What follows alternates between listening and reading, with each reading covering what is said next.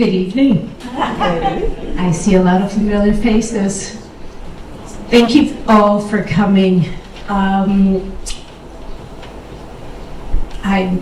still kind of like processing your energy. Before I begin my story, I need to tell you a little background about my family. My father and my mother met in the mid-1950s and ended up marrying and leaving Puerto Rico to make a better life. So they migrated to Florida, Miami, Florida, in particular Kendall. And there we were living on a farm. The entire family was living on the farm. It was definitely not a farm that any of us were accustomed to because it looked quite barren to us. Some of you have been on an island. Looks a little bit different, the greenery. Anyway, so we became a migrant family that traveled along the eastern coast of the United States. And we finally end up in Hartford, Connecticut, not too far from here, in our backyard practically. But before we had gotten there, my mom, who was fair-skinned, she was the only one allowed to go into restaurants or to the bathroom at that time, because many of you are aware back then that in the 1950s and 60s, the the Jim Crow, thank you. I'm so nervous that I'm forgetting words. The Jim Crow laws were in effect. And so there was a lot of discrimination, a lot of people not being able to go into these establishments. So my mother, unbeknownst to me, she would get out of the car and she'd walk around in the parking lot and ask people, do you need something to be bought? Later on in life, I said, Mom, weren't you afraid that the authorities would like pick you up for doing that? I mean, you weren't supposed to like help black people or brown people. She said to me, Mija, si yo no lo hacía, ¿quién lo iba a hacer? Y además son seres humanos. She said to me, if I didn't do it, who was going to do it? And besides, they're human beings. Little did I know that my mother was kind of throwing some crumbs along the way for me to learn all about justice, what justice looked like. So we finally end up in Connecticut, in Hartford. And at the time, Hartford was a ghetto. In some parts it's still a ghetto. But when I was living there, I was living on Sim Street. And Sim Street was very notorious for their correctional facility that was on our street. Many times I would see people like trying to get help because there was very inhumane treatment going on. So during that time as well were the civil rights movements.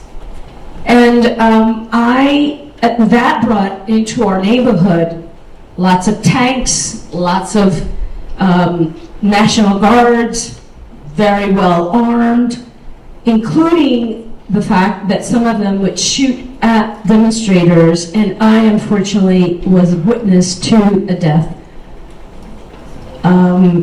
Being 9 years old, that was very impactful. At the time, my mother gets a little note from school, from my elementary school, the Bernard Brown School, which was only like 3.5 blocks away from my home. And they asked her, would you like to send your daughter and son to a better school? And she was like, a better school than this? Absolutely. You got to understand that what we were looking at was just poverty, no jobs, lack of good schools, lack of housing. So my mother definitely took the opportunity to say yes to this. So the September of 1968, I was 9 years old. My hair was very long. My mother used to make these big, long tails, and sometimes she'd curled my hair down to my waist. I got on this bus. I was all alone on the bus, big yellow bus, because I was the first one to be picked up. Went to the back of the bus because I was told that if you sit back there and the bus goes over a bump, you get to jump. Well, I was jumping, but it wasn't because I was jumping because I was of joy. I was jumping because I was nervous. I was going to a new school. I was thinking, oh my God, I'm going to miss my free tap lessons that I used to go to after school. I was going to miss my friends. I was going to miss the opportunity to be able to eat my food and to be able to speak my language. But I trusted my mom. I love my mom dearly. And any decision she made, I went along. And if not, I still went along, right? She was a tough lady. Anyway, so I get on the bus, and I noticed that my friend and I are the only 2 Latino children on the bus. And there's a handful of black children also being bused to an all-white school in Farmington, Connecticut. When we get to the school, we're rushed off, but I clearly noticed that there are some people who are picketing and holding up placards, and I'm like, what's going on here? They did not look thrilled. As a matter of fact, what I was hearing was, you dirty spick, you dirty Puerto Rican, you black person, get out of here. You Mexican jumping bean. Well, I was terrified. I was like, why do I have to come to this place? They don't seem to be very friendly. Time went on. It was not easy. I was made fun of. I was this scrawny, very timid person. And I had an accent. And I reverted to Spanish a lot, so there was a lot of Spanglish going on. And also, I looked funny because I wore clothes that my mother made for me. We were very, very poor. So I stood out like a sore thumb. But as time went on, I say that I was kind of like rescued by my 4th grade teacher. How many of you are teachers? I want to thank you all because you do make life a lot better for us. My 4th grade teacher, Maureen Wilkinson, who is now my Facebook friend, who is now 85 years old. I just recently went to one of her art exhibits.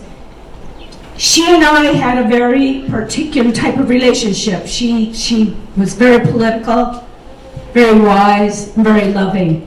I still have some of her love letters to me. Anyway, so these teachers were committed to making sure that this particular experiment of desegregating schools was going to be successful in their school. And with time, I was asked to, attend school activities, spend nights over some of my friends. Of course, I was not allowed to speak Spanish. But one thing that really kind of like stood in my mind in terms of physical pain, I was in a small room at West District School, and my name was called.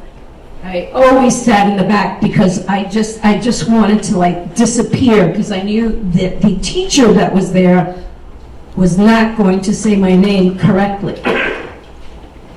And of course, when it came time to say my name, she bastardized it. And then she says, I'm just going to call you so-and-so. Okay, again, I didn't say anything. I had to be respectful. That's the way I had been raised. Well, as I'm sitting there and I'm waiting for everyone to be called to get their work from the front of the classroom, I'm sitting in the back, and right behind me there was a young classmate who had started to twist my hair on the chair. So when I got up, the entire chair and my hair, we literally I went like this, and then the chair came forward. You can imagine the pain and the embarrassment, the humiliation at the age of 9 to feel all of this happening. But, like I said, I had my angels. I had these people who were looking out for us.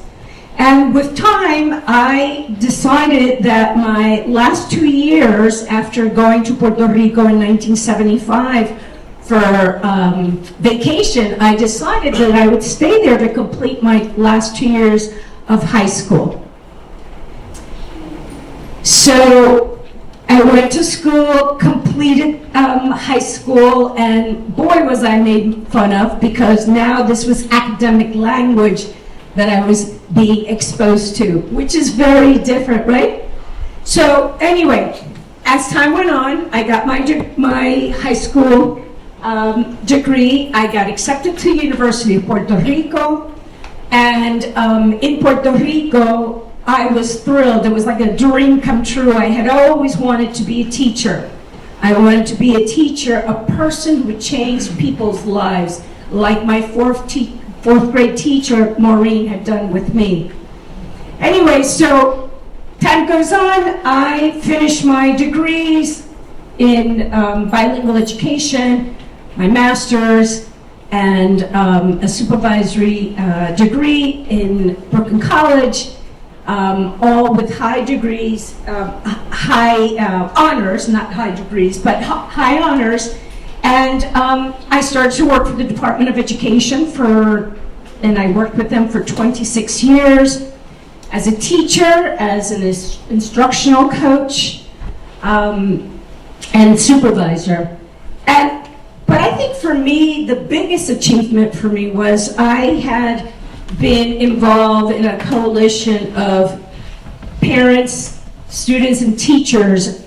And what we did was to push the agenda to include people with disabilities in New York City systems. And I got to tell you, that was quite the eye-opener. It was very segregated. Those kids don't belong here, right? You've heard that. So anyway, time goes by. My greatest achievement as an advocate at the time was to receive in 2005 the Felix A. Fishman Award. That was given to people who committed their lives to justice work. I am happily retired. I have a son who is going to be 22 years old. He goes to liberal arts schools, small liberal arts schools in New York, not New York, I'm sorry, Massachusetts, close to Boston. My wife, Wendy, also a teacher, 32 years. And really, all of our stories are different, but similar in many ways. There's a lot of pain. There's a lot of, thinking, how can I move forward to make my life better than the ones before me? And more than ever, I hope that my son and others will have the opportunity, as I did, to move forward. But now, more than ever, I also have the intention and the commitment to be the person for those who do not have a voice, who are vulnerable. And I want everyone here to think about us when you go through life, because we are the people that need the most support. Thank you.